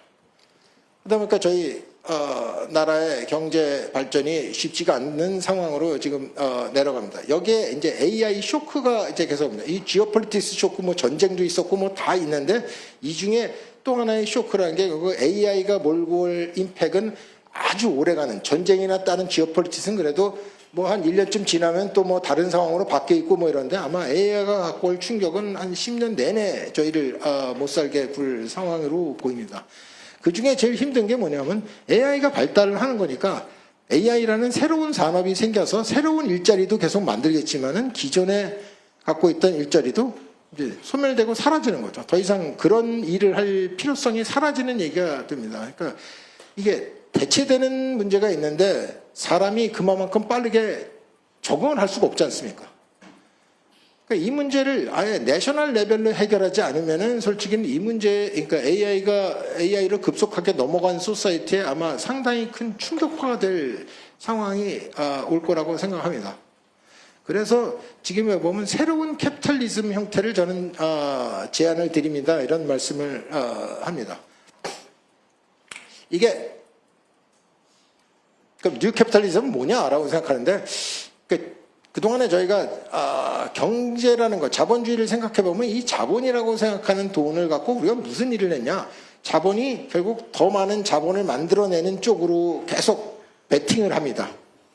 돈을 버는 쪽에 돈이 모인다. 뭐 이 얘기를 말씀드리는 겁니다. 근데 돈이 들어가서 무엇인가를 하게 되면 솔직히 그 안에서 나오는 게 돈뿐만 아니었거든요.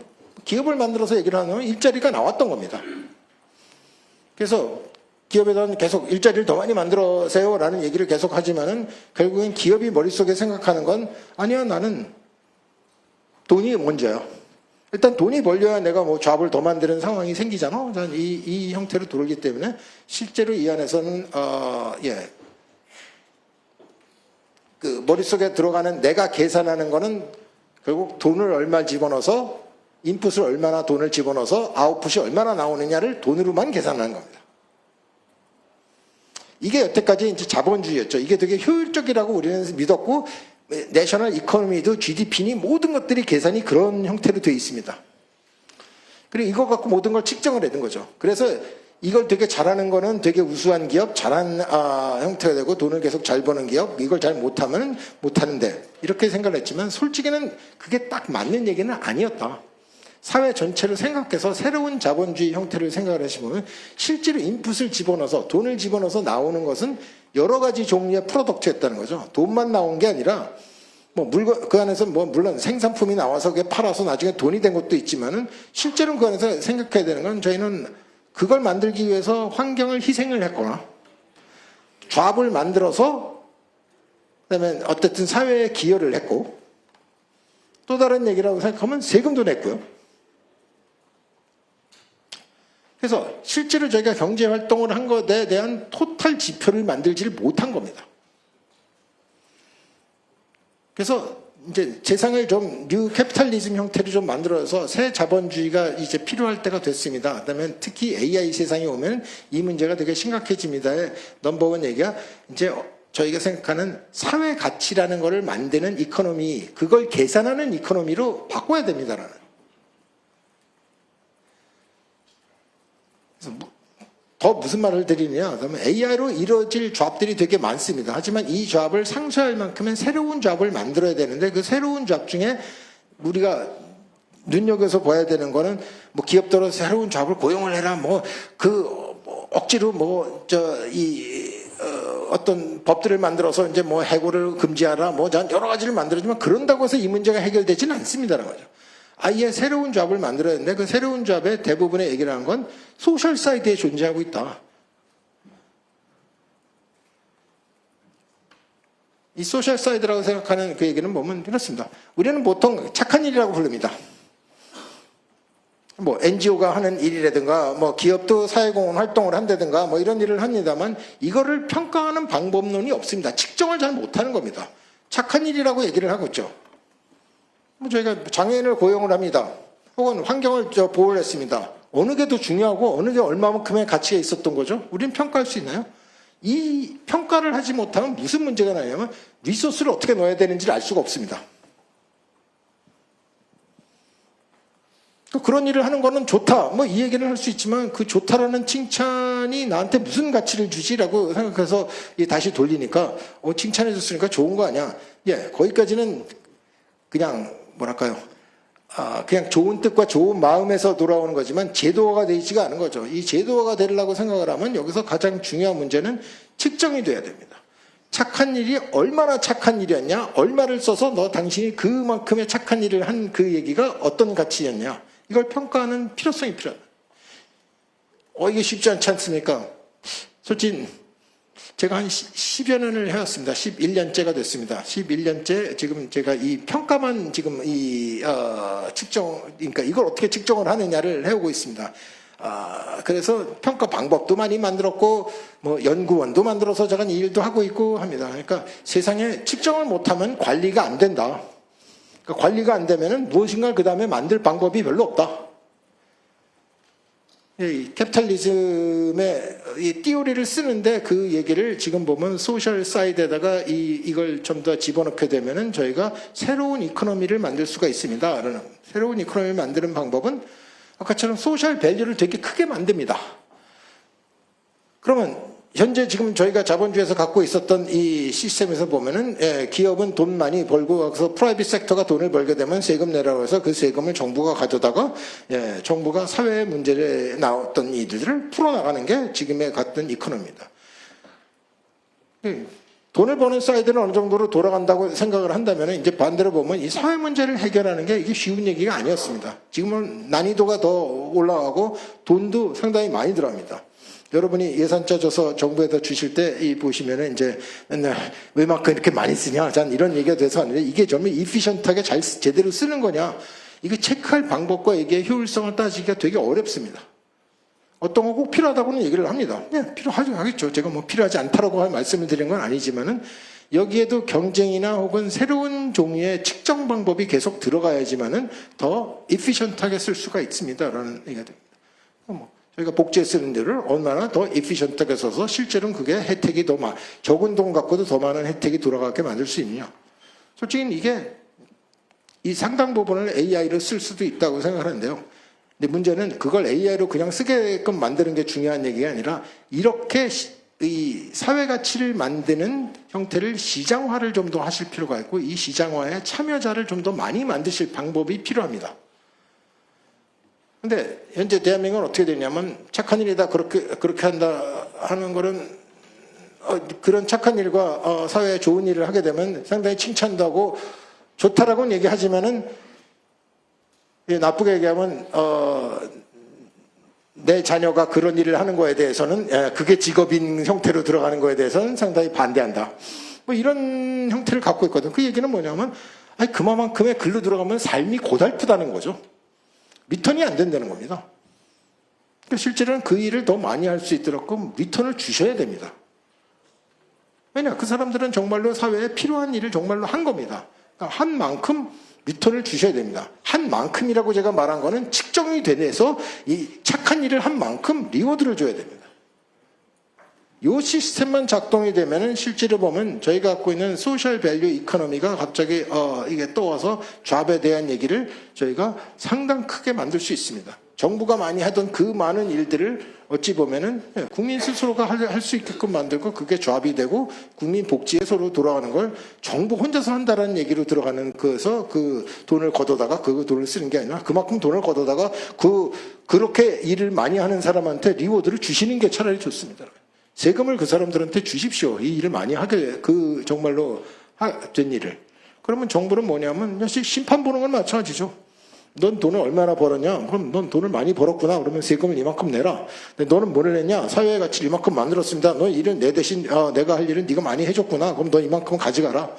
이 일을 해주시는 얘기가 돌면은 이게 또 다른 형태의 이코노미를 하나 만들어내는 겁니다.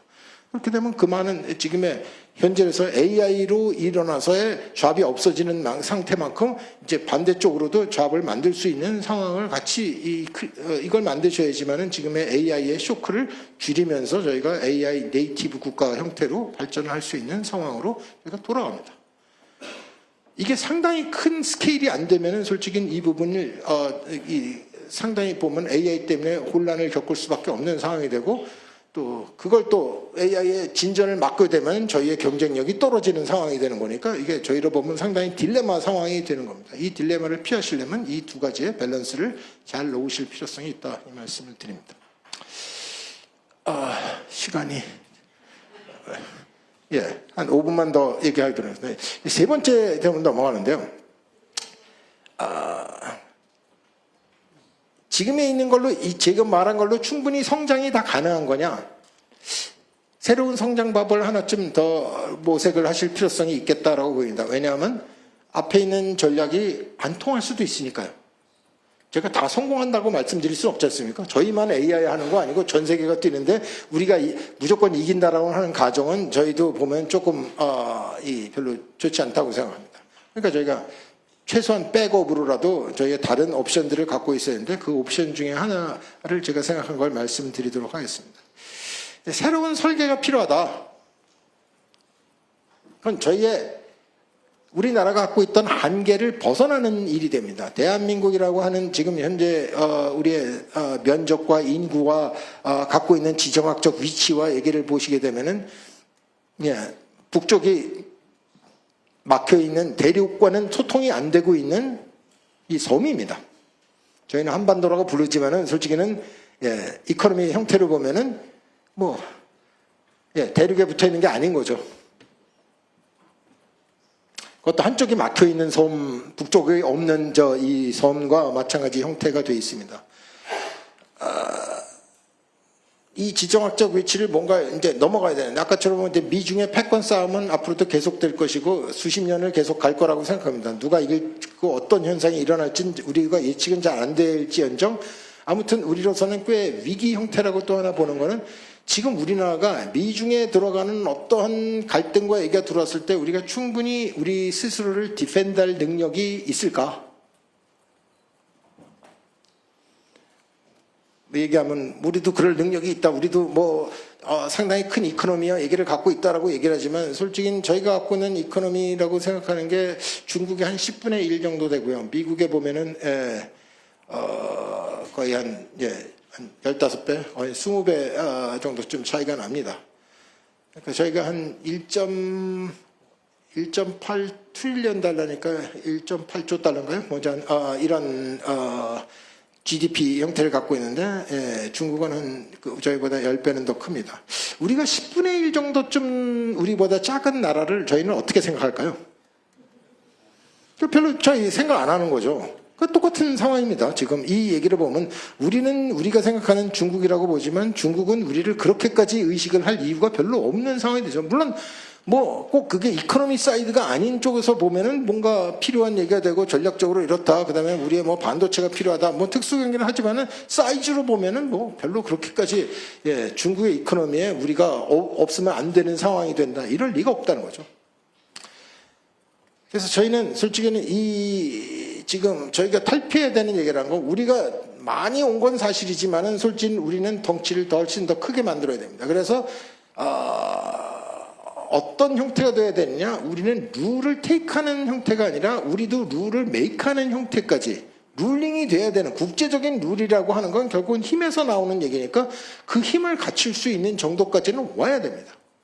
상대편에도 타격을 줄 수 있는 상태가 돼야 되는데 현재 있는 사이즈는 우리는 미국이나 중국에 그런 타격을 줄 수 있는 사이즈가 얘기가 되지 않습니다. 그러다 보니 외교도 힘들고 뭐 경제 문제도 무역도 힘들고 뭐 다 힘들어지는 상황으로 앞으로 갈 수밖에 없습니다. 저희는 WTO 체제에서는 아주 즐거운 저희가 그런 걸 생각할 이유가 없었으니까 좋았는데 이젠 더 이상 WTO는 물 건너갔습니다. 다시 오지 않습니다라는 거죠. 그럼 그걸 잊어버리고 우리가 새롭게 만들려면 이제 저희 혼자 할 수 있느냐 이 문제를 이게 안 된다면 누구 손을 잡고라도 같이 해야 될 필요성이 있다라고 생각합니다. 그래서 새로운 설계 중에 제 1번 제 얘기라고 생각한 바로 옆에 있는 우리와 처지가 똑같은 일본과의 협력을 통해야 된다. 어느 정도까지 통해야 되냐? 저는 제가 주장하는 바는 이렇습니다. 이게 맞다 틀리다는 뭐 여러분이 판단하십시오. 저는 뭐라고 생각하냐? 아예 경제 통합을 해야 됩니다라는 생각이 들어갑니다. 그냥 우리가 협조한다 이런 얘기가 아니라 남이 우리를 쳐다봤을 때 이게 합쳐진 이코노미다라고 생각할 수 있도록끔 들어가야 힘이라고 생각하는 말을 할 수 있습니다. 그러니까 합쳐지면 저희가 6조 달러 정도쯤 되는 GDP 사이즈로 갑자기 늘어납니다.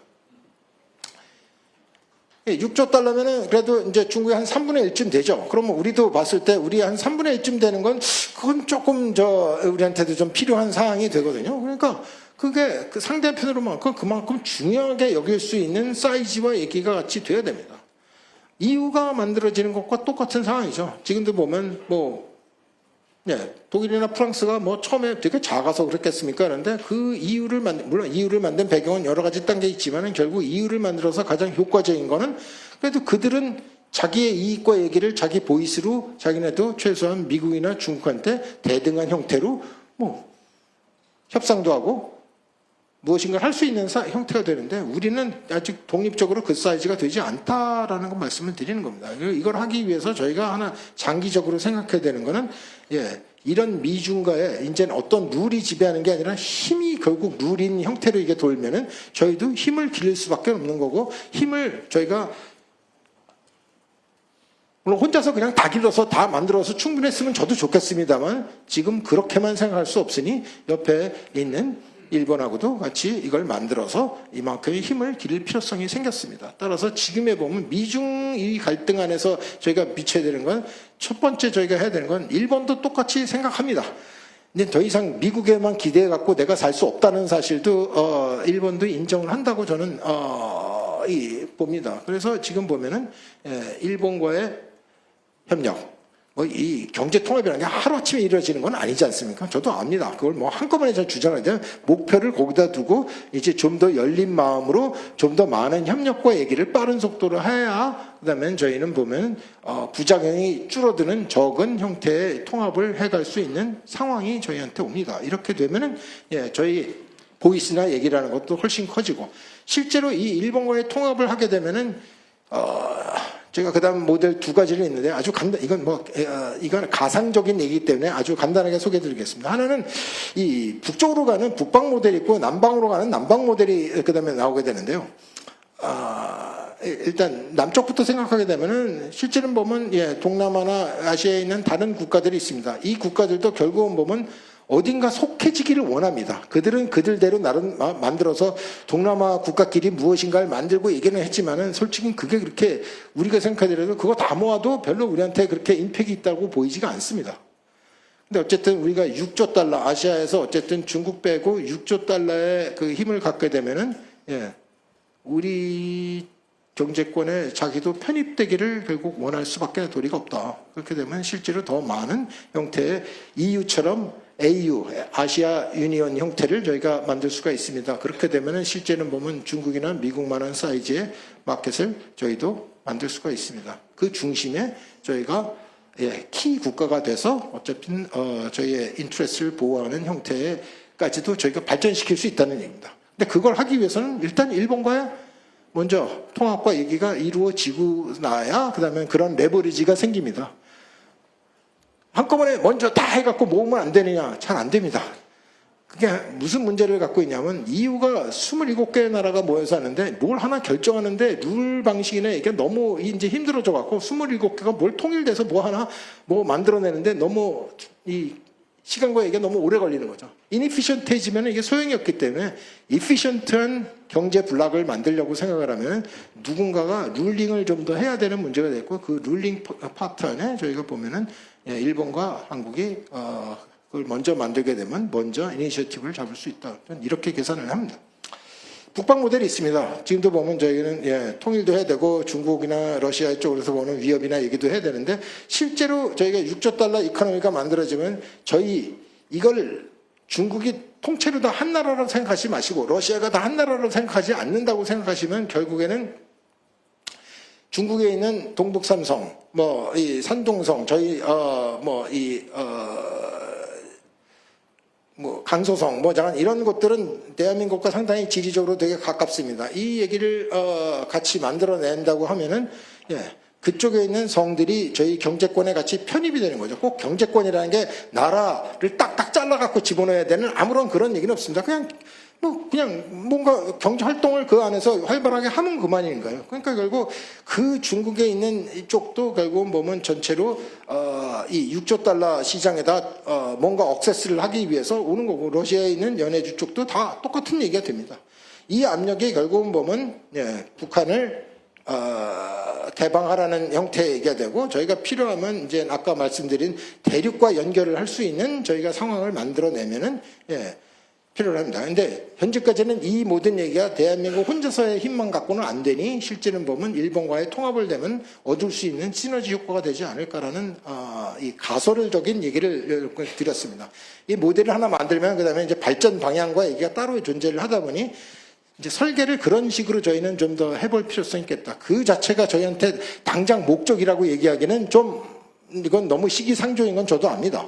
하지만 앞에 있는 얘기가 되면은 그러한 발전 가능성이 같이 존재를 한다는 게 실제로 일본과의 통합을 하게 되면 나오는 프리미엄에 속한다라고 여러분한테 말씀드립니다. 그래서 대한민국 경제 발전, 성장 모델을 하려고 생각하면 이제는 경제라는 게 경제 하나의 이코노미만 따로 뗄 수도 없는 거고 안보서부터 뭐 국방 외교까지 전부 다 포함시키는 상황이 이제 되다 보니 저희의 성장 모델을 만드는 데는 AI를 써야 되고 AI가 갖고 올 폐해를 잘 막아야 되겠고 그다음에는 그런 것과 상관없이 또 우리가 장기적으로 포석을 해서 저희가 갖고 있는 지정학적 위치를 바꾼다라고 생각하는 오늘 세 가지 말씀을 드렸습니다.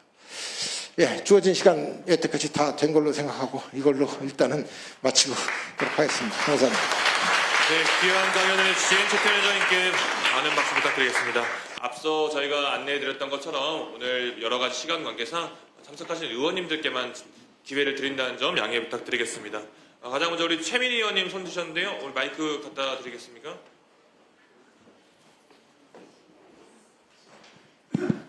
우리 박정성님 죄송합니다.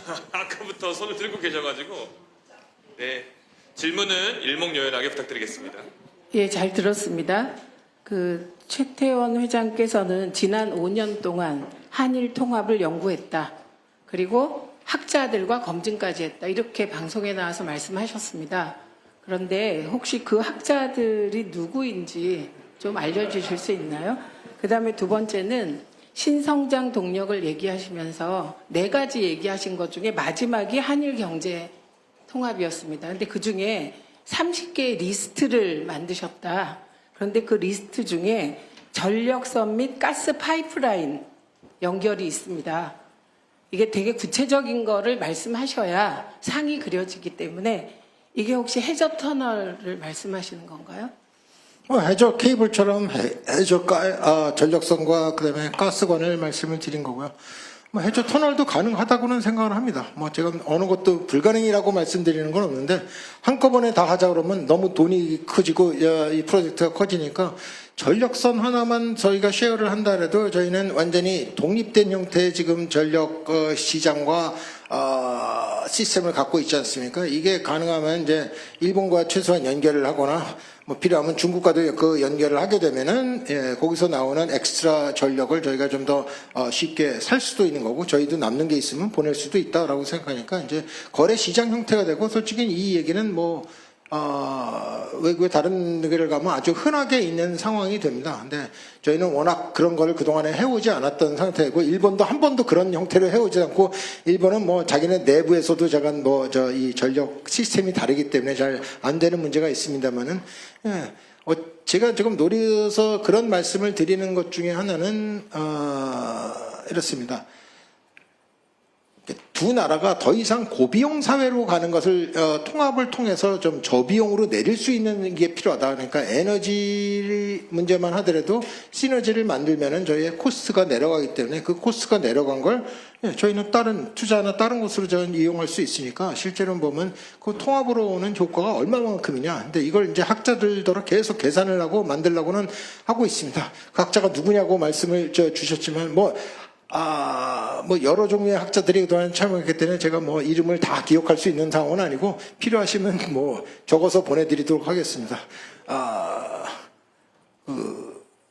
그리고 대한상공회의소에서도 제가 이 문제를 계속 저희 일본 상공회의소와 같이 논의를 해서 저희는 정기적으로 이 일들을 서로 간에 나누고 있습니다. 시너지가 얼마만큼이냐를 나눠서 이 안에서 가능한 한 네, 감사합니다. 네.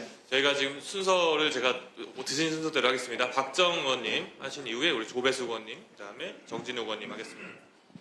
네, 회장님 강의 잘 들었습니다. 지금 SK그룹이 1년에 내는 전기세가 얼마나 되죠? 전기료가? 모르겠는데요. 제가 보니까 AI가 대대파길 네.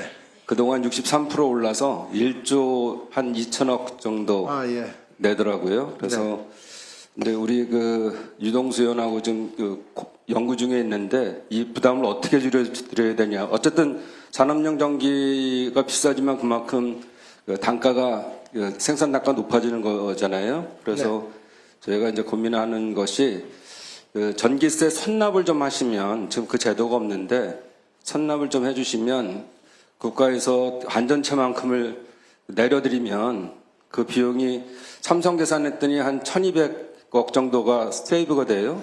근데 그거는 이제 기업에도 도움이 되지만 제가 지금 큰 문제는 국가가 세금을 통해서 지금 종전망을 깔아드리고 있는데 전기도 생산을 하고 그 전기 생산에 50% 정도는 예비 전력이 있다고 하지만 아리백으로 가야 될 거 아니겠어요? 지금 SK나 삼성 이런 큰 기업들은. 그래서 이제 재생에너지 생산을 가열차게 지금 국가가 해주고 있는데 그런 것들은 결국은 기업을 도와주는 거죠. 근데 지금 송전망을 까는데 안전체 발행하고 좀 너무 지금 돈이 없어서 민간에 맡기려고 하고 있고 그 대신 BTL이나 BT5 방식이 아니고 BT 방식으로 해서 바로 운영권을 갖고 와서 민영화는 맡겠다 이런 건데 지금 유보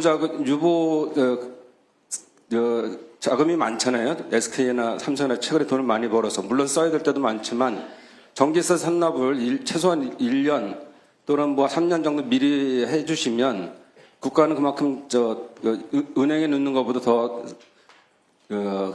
예산을 DC해주고 그 돈으로 송전망 깔려는데 그런 의향이 있으세요? 지금 처음 제안을 해주시는 거라서 제가 어떤 건지는 잘 모르겠습니다만 숙고해서 제가 대답을 드리겠습니다. 선납제라는 건 저 처음 들어봐서 법을 만들고 있습니다. 그래서 알겠습니다. 감사합니다.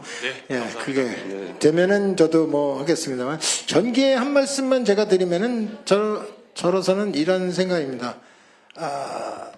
이제 모든 걸 중앙 통제식으로 해서 대한민국에 벌어져서 돌아가는 전기를 한 군데서 전부 돌아가서 장악을 하고 이걸 준다. 뭐 그게 나쁘다고 제가 말씀드리는 건 아니지만 그걸로 충분하냐라는 말씀을 드리는 겁니다. 이제는 분산 발전이라는 형태를 이제 들어오는 시대로 생각을 해야 됩니다. 따라서 이제는 각 전기가 만들어지는 곳에서 전기를 제대로 쓸 수 있도록끔 하는 형태의 다른 걸 잘라줘야 되는데 그렇지 못하니까 지금 전부 그 전기를 뭐 수도권이나 다른 데 끌고 와야 되는 부담이 생기는 거고 그 얘기를 오히려 줄이려고 생각하면은 돈을 세이브하는 얘기에 보면 분산 발전이 좋은 하나의 그 예가 된다. 그래서 전기를 많이 쓰는 곳은 알아서 자기가 전기를 만들어라 라고 생각하고 네가 생산한 전기를 네가 스스로 써라. 그래서 그게 개통의 부담을 줄여주기 시작을 해야 드디어 저희도 원활한 형태의 개통 이 역할을 하게 됩니다. 따라서 뭐 이런 어떤 특정 산업이나 얘기해서 전기를 많이 쓰는 곳들은 전 그렇게 들어올 수 있는 환경을 만들어 주시는 게 좋을 수도 있겠다라는 생각을 하고 뭐 어차피 저희가 생각하는 상황이라면 전기뿐만 아니라 물도 그렇고 저희가 쓰는 리소스를 어떻게 하면 우리도 줄이고 세이브해서 할 수 있을까라고 생각하는데 지금 현재로 보면 그건 그냥 나라가 다 해줄 테니까 너희는 그런 거 하지 마라고 얘기하면 저희도 뭐 더 이상 그걸 어떻게 할 방법이 없는 상황이 됩니다. 그래서 어떻게 하면 효율적인 전기를 잘 만들어서 이걸 쓸 수 있겠느냐라고 생각하는 건 어찌 보면 민과 관이 다 같이 고민해야 될 문제라고 보입니다. 네, 감사합니다. 다음 네. 조배수 의원님, 그 이후에 정진우 의원님, 고동진 의원님. 네, 그렇게 하겠습니다. 네, 우선 굉장히 바쁘실 텐데도 이렇게 오셔서 귀한 강연해 주셔서 너무 감사합니다. 그리고 제가 너무 많이 배웠고요. 이런 좋은 자리 만들어주신 우리 한중의원연맹의 김태년 회장님, 김성원 의원님 정말 감사합니다. 근데 제가 많은 강연회를 이렇게 국회에서 열리는 걸 봤지만 이렇게 여야 의원님들이 이렇게 많이 오신 적이 없어요. 그리고 아까 뭐 8시, 9시에 이제 불가피한 회의가 있어서 이석을 하셨는데 근데 이제 저도 뭐 묻고 싶은 게 많긴 하지만 이왕 이렇게 국회 오셨으니 또 의원님들도 많이 계시니 평소에 회장님께서 좀 국회에 대해서 좀 이렇게 해주셨으면 좋겠다. 이런 말씀을 한번 해주시는 게 좋을 것 같습니다. 왜냐하면 이제 국회는 입법을 하는 곳인데 사실 입법의 영향력이 크잖아요. 예, 그러면 이게 어떤 이제 이해도가 좀 떨어진다거나 이거 이렇게 해서는 안 되는데 좀 답답하신 때가 있으실 것입니다. 그래서 한번 그러는 거를 한번 좀 말씀을 좀 해주시면 저희들이 앞으로 입법 활동하는데 큰 도움이 될 것 같습니다. 네, 감사합니다.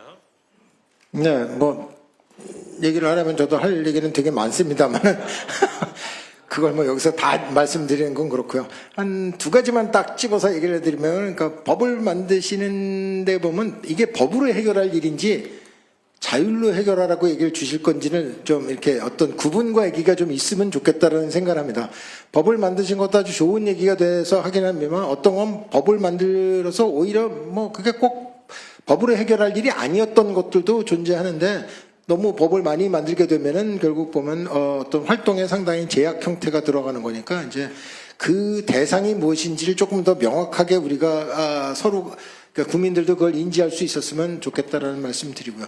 또 하나는 좀 더 이런 며칠 전에도 제가 국회에 와서 좀 말씀드린 것 중에 하나가 이런 상황입니다. 이제 대한민국 원팀을 만들어야 된다 이런 말씀을 하셨고 아까 김태년 의원님께서도 그런 말씀을 하셨는데 현장을 같이 가셔야 됩니다.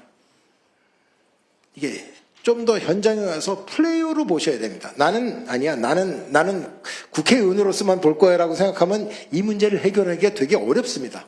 그러니까 무슨 전투가 벌어져서 우리가 무엇을 같이 해야 되는지를 논의가 되고 어떻게 바꿔야 되는지를 좀 더 이제는 좀 만들어야 될 상황이 되게 많습니다.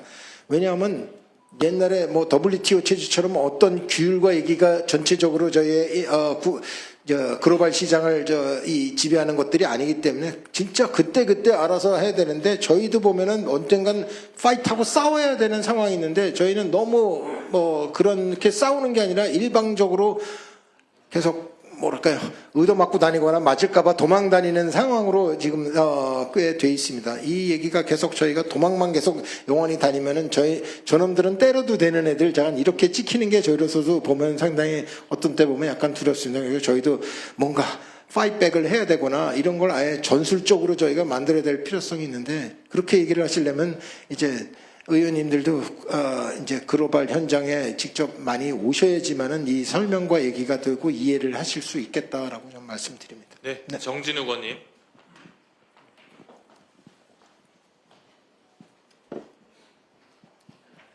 예, 광주 동남갑 국회의원 정진욱입니다.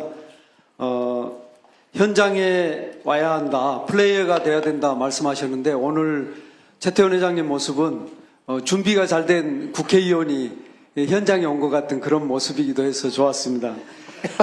네, 과찬이십니다. 한일 경제 통합의 비전에 물론 우리가 한일 간에 해결해야 될 일이 수없이 많습니다. 그럼에도 불구하고 저도 굉장히 공감하는 바가 있습니다. 리스트를 한 30개 정도 만들어서 함께 할 수 있는 걸 찾아보고 계신다 이런 말씀 아까 우리 최민희 의원님 통해서 알게 됐는데요. 지금 우리 78년에 한일 대륙붕 개발 협정이 있습니다. 우리가 흔히 7광거라고 이야기하는 석유와 가스의 부족 가능성이 굉장히 높은 곳인데요. 이곳의 개발을 위해서는 이제 한일 공동위원회 만들고 자원 탐사하고 개발하면 되는데 일본이 너무 소극적이어서 사실은 우리는 이제 계속 하자고 하고 일본은 전혀 반응하지 않는 이런 상황이어서 혹시 이 문제를 한일 경제 공동체 내지는 경제 협력의 파일럿 모델로 고민해 보신 적이 있는지, 그리고 이런 문제도 해결 안 되는데 과연 일본과의 경제 협력이라든가 또는 무슨 경제 공동체 이런 진전이 있을 수 있는가 하는 좀 의문은 있거든요. 그것에 대해서 한번 좀 말씀해 주시면 좋을 것 같고요. 또 하나는 아까 분산 발전 말씀하시면서 전기가 있는 곳으로 가야 한다 말씀하셨거든요. 이번에 전남 광주 통합특별시, 광주 통합특별시가 출범하는데요. 광주에는, 전남에는 재생에너지 원전이 있습니다. 전기가 있습니다. 그 전기가 서울까지 올라오기에는 너무 이제 힘들다는 거 잘 아실 텐데요. 그곳에 최태원 회장님께서 과감하게 반도체 공장을 설립하실 생각이 있으신지, 저는 회장님이라면 하실 수 있다고 봅니다. 예, 여쭙니다. 감사합니다. 네, 가스나 석유 개발을 같이 하자, 대륙붕에, 그거는 아직 아젠다로 다뤄진 적은 솔직히는 없습니다. 그동안까지는 대부분의 에너지는 솔직히 그 7광에서 뭐가 나온다 하더라도 한국과 일본에서 쓰고 있는 양의 전체를 비하면은 상당히 적은 양이라고 밖에는 생각이 안 되는데요. 그렇다고 안 할 이유는 없죠. 그게 가능성만 있다고 생각하면 충분히 검토를 해보도록 하겠습니다. 근데 결국은 전체적으로 보면 에너지를 전체를 저희가 어떻게 공동으로 구매하고 저장하고 같이 쓸 것이냐, 이 생각이 좀 더 필요하고, 그 부분에 나오는 시너지가 저는 되게 크다고 연구 관계는 그렇게 되어 있습니다. 그래서 에너지 부분은 그렇게 공동 구매와 공동 저장, 그다음에 공동 사용 형태의 프로그램으로 지금 연구되고 있는 상황이고요. 전기가 있는 곳에 가야 됩니다. 맞습니다. 근데 너무 특정은 해주시지 말아셔야 되는 게, 그게 거기 꼭 가야 되는 게 반도체인지는 전 모르겠고요. 전기가 있으시니까 전기를 써서 가장 거기서 이피션트 할 수 있는 사업들을 찾고 있습니다. 그러니까, 저희도 이제 아까 말씀드린 전기 자체가 바틀렉이기 때문에 그 바틀렉을 어떻게 저희가 잘 이용할 수 있는지에 대한 연구와 얘기는 계속되고 있습니다. 답이 나오면 말씀드리도록 하겠습니다. 네. 네, 감사합니다. 인천 검담도 있다는 거 말씀드리고요. 시간 관계상 우리 마지막으로 고동진 의원님까지 일단 시간 한번 보겠습니다. 예, 고동진입니다. 굉장히 AI 관련해서 복잡한 내용을 아주 굉장히 넓고 깊게 말씀하시는 거 보고서 진짜로 고민을 많이 하셨구나라고 하는 느낌을 받았습니다. 메모리가 이제 바틀렉인 점을 말씀을 하셨는데, 회장님이 이제 말씀하시면서, 메모리를, 그러니까 HBM이라든가 이런 걸 뭔가 대응할 수 있는, 보완할 수 있는 기술, 그 다음에 또 대응하는 여러 가지 연구들이 많이 진행되고 있다, 이렇게 말씀을 하셨어요. 어떻게 보면 이제 HBM을 학계에서는 커스터마이즈드 메모리다라고 하는 이야기도 들리고, 그다음에 이제 이 HBM을 쌓을 때 거의 뭐 20장 정도가 이제 한계가 아닌가라고 하는 이야기도 들리는데, 혹시 뭐 큰 이게 보안이 아니라면은 분명히 SK 하이닉스에는 다음에 HBM 다음을 뭔가를 준비를 하고 계실 텐데, 어떤 내용으로 그런 것을 한번 여기 이런 자리에서 말씀을 해 주실 수 있는지 간단하게 좀 부탁드립니다. 네. 그건 고 의원님께서 저보다 더 잘 아실 것 같은데. 그치. 글쎄요, 뭐, 발전 방향이 어딘지는 모르겠습니다만 결국 지금도 보면 아까처럼 메모리가 AI의 바틀렉이 되고 있는 것들이 사실이고, 그걸 뚫기 위해서 상당히 많은 종류의 다른 시도들이 되고 있습니다. 그 중에 어떤 기술이 더 우세할지는 좀 더 가봐야지만 알 수 있는 거고, 뭐 어느 한 기술이 무조건 다른 걸 더미넌트 할지 안 할지도 알 수 없는 상황이 됩니다. 옵션은 제가 생각하면 서너 가지가 있다고 생각하는데, 그 중에 하나로 보면은 지금에 있는 바틀렉을 그냥 이 광통신으로 엮어버리는 상황이 있습니다. 포토닉 형태의 기술들이 발달돼서 지금은 칩 투 칩을 지금 보면은 어떻게든지 광통신을 엮고, 그 보면 GPU하고 메모리에 들어간 바틀렉을 엮는 것도 지금은 보면 다 구리선 형태가 되어 있는데, 이걸 포토닉으로 바꿀 수만 있다고 생각하면은 지금에 보면 훨씬 더 많은 에너지를 세이브하고 스피드도 올릴 수 있어서 바틀렉을 꽤 많이 해결을 할 겁니다. 그럼에도 불구하고 그게 나와도 저는 메모리는 계속 더 바틀렉일 거다. 왜? 싸지면 더 많이 쓰거든요. 그러니까 이게 이 상황은 계속 결국 코스트와 이 문제는 뭐 영원히 같이 갈 수밖에 없지 않나라는 생각은 계속 됩니다만은, 그 포토닉 솔루션이 하나 있고, 아니면은 아예 메모리를 풀링하는 방법이 하나 있을 겁니다. 그래서 그 HBM을 뺄 건지는 잘 모르겠습니다. 어쨌든 메모리를 좀 더 이피션트하게 쓰려고 하면은 지금은 GPU 하나당 메모리를 할당을 하는 형태로 들어와 있는데, 그게 아니라 메모리를 전체로 빼놓고 그다음에 GPU들을 붙여서 GPU에 노는 타이밍하고 이 칩을 100% 같이 메모리 칩을 100% 활용하는 양쪽으로 가면은 바틀렉을 좀 더 해소할 수 있는 상황이 오지 않을까라는 생각을 하고 있고, 그게 아니면은 이제 반대로 돌아가면 폰 노이만 구조를 완전히 깨서 이제 새로운 컴퓨터를 만들자. 뭐 이런 형태로 가서 AI에 만든 새로운 컴퓨터, 뭐 거기는 이제 양자 컴퓨터까지 포함을 해서 돌아가는 새로운 트렌드로 들어오는 상황이 있다는데, 이건 뭐 시간이 오래 걸릴 것 같고, 앞에 있는 두 얘기는 그런 대로 제 생각에 보면 몇 년 안에 나올 기술이 되지 않을까라고 생각을 합니다. 네, 감사합니다. 저희가 질문하시고 싶은 의원님들이 많이 계신데요. 우리 조계현 의원님과 유동수 의원님 포함해서 우리 하시죠, 뭐. 회장님 네. 2분 정도 안에 질의응답이 이루어질 수 있도록 일목요연하게 질의하시고 답변도 그렇게 해주시면 감사하겠습니다. 네, 그렇게 하시죠. 네. AI와 반도체가 전력과 불가분의 관계를 갖고 있다는 것을 오늘 다시 한번 감명 깊게 들었고요. 특히 그 용인 국가 반도체 산단 이 부분의 전력 수급 계획이 어떻게 되고 있는지 좀 거의 궁금합니다. 예정대로 국가 산단을 반도체 산단을 추진할지, 그리고 거의 필요한 전력은 아까 송전망에서 좀 많이 막혀 있는데, 얼마 전에 추미애 그 민주당 경기도지사 후보께서 지중망과 통합된 한반도 KTX로 남쪽의 전력을 끌어오는 방법도 있다. 그걸 대안으로 좀 제시한 바가 있습니다. 지금 전남권은 50기가와트의 재생에너지, 아르백 에너지가 있는데, 이것을 효과적으로 지중망으로 결합해서 끌어오는 방법도 있거든요. 에너지 고속도로. 이에 대한 회장님의 의견도 좀 구하고 싶습니다. 다음 유동수 의원님 질문까지 듣고 일괄적으로 답변 받도록 하겠습니다. 예, 저는 오늘 회장님이 평소에 얼마나 많은 고민을 하시는가, 이런 걸 읽을 수 있었습니다. 그래서 아까 인프라스트럭처의 공공 수요를 더해서 이 부분들을 잘 엮으면은 하나의 수출 모델이 되고 한국의 성장 모델이 될 수 있다는 점에 굉장히 감명을 받았는데요.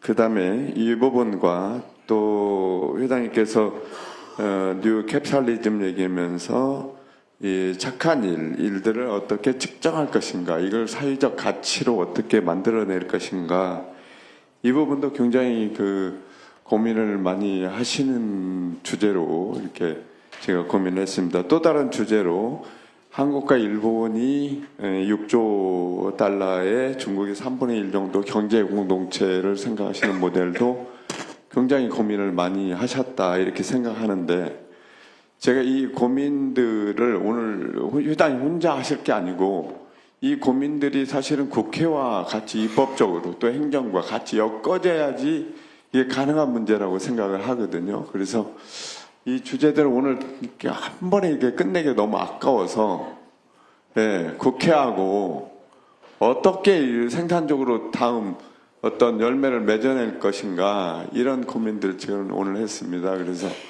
이 엮어내는 문제를 한번 말씀을 해줬으면 좋겠습니다. 감사합니다. 네, 먼저 전력 문제 뭐 여러 가지 의견을 주셨는데, 뭐 제가 어떤 거는 뭐 된다 안 된다 이 말씀을 드린 게 아니라 이게 시간 순서입니다. 그러니까 뭐 송전로를 어떻게 만들고 뭐 어떻게 들어가냐 그거 얼마 걸립니까 이제 이 문제고요. 저희가 필요한 전력은 언제까지 이게 해야 되는 겁니다. 그런데 아까 말씀드리듯이 저도 꽤 오랜 긴 시간이 있다라고 말씀을 드렸는데, 최근에 이제 이 메모리 공급 문제 이걸 다시 보면서 보니까 저희가 만들어야 되는, 지금 저희는 용인에다가 이걸 만들고 있습니다만 어쨌든 용인에 만들고 있는 속도를 저희는 최소 보면 5년에서 10년씩 지금 당기고 있습니다. 그만큼 이 속도가 빨라야 돼서 전기 문제도 그만큼 빨리 올 수 있다면은 충분히 쓸 수 있습니다라는 말씀을 드리고요. 아까도 그게 모자라면은 여기 있는 게 끝나고 내게 들어가면 그게 대한민국 어디가 돼도 저희가 또 지어야 된다라고 생각하는 그 수요는 계속 나오리라고 생각하고, 그렇게 되면은 꼭 지금이 아니라도 언젠가는 갑니다라는 거는 정해져 있는 미래에 속합니다. 그러니까 저는 그렇게 이해를 해주셨으면 좋겠습니다. 근데 지금 당장은 어떤 거는 이제 스피드입니다. 그 스피드를 아까 AI에 나오는 이 속도를 저희가 쫓아가서 그만큼 공급 능력을 대야 되는 문제가 있으니까, 전기 문제는 언제 그게 어베일러블 하느냐라는 그 목표치를 잘 두시고 난 다음에 보시면은 저희가 충분히 성공할 수 있다고 생각합니다. 국회와 논의를 이런 걸 좀 더 많이 하면 좋지 않겠느냐라는 말씀 감사합니다. 근데 원래 제 본업은 가서 장사를 잘해갖고 비즈니스를 잘 만들어내서 세금을 많이 내고 사회적 가치도 많이 만드는 게 저로서는 원래 제 본업이 됩니다. 근데 제가 필요하시다고 생각하면 언제든지 국회와 이런 논의와 얘기들을 계속할 수 있는 저희는 준비나 자세는 잘 돼 있습니다. 단지 하나를 하자면, 저희는 아까 들었는데 저 본업은 이겁니다. 전 절대로 이쪽이 본업이 아니라는 말씀을 한 번 더 확인해 주시고, 제가 필요하시면은 저는 언제든지 시간과 얘기를 내서 대한민국 발전에 같이 기여할 의향은 존재합니다라는 말씀을 드립니다. 네. 네, 우리 최태원 회장님께 다시 한번 큰 박수 부탁드리겠습니다.